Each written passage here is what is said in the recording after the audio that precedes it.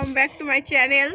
তো আমরা এখন আমাদের ছাদটাকে ঘুরে ঘুরে দেখাবো, তোমরা দেখার জন্য প্রস্তুত হও। এই দেখো, এটা আমাদের তেঁতুল গাছ, কোনোদিনও ফল ধরেনি। কেননা যে ফল ধরবে কি করে, তিসার জন্য হয় না ফল, কারণ তিসার অত্যাচারে এইসব ফল হয় না। এই হবে কি, তার আগেই পাতাগুলো সব ছিঁড়ে ছিঁড়ে খেয়ে ফেলে, কি বলবো। যাই হোক, চলো আবার দেখাই।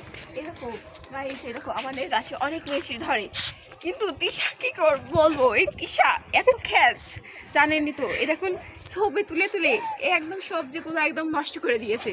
চার বলছি না, যাই হোক।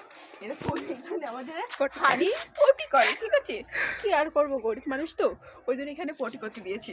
আর এটা খুবই বিশেষ যেটা, সেটা হচ্ছে আমাদের মুরগি। এই মুরগির ডিমগুলো সব তিশা খায়, জানেনই তো আপনারা। মুরগিগুলো দেখছেন একদম আমার মতন দেখতে।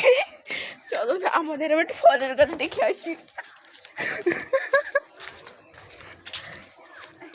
দেখেন গাইস, এটা কিন্তু একটা সবেদা ধরেছি, দেখেছেন? সবেদার মতন আমার থোবড়া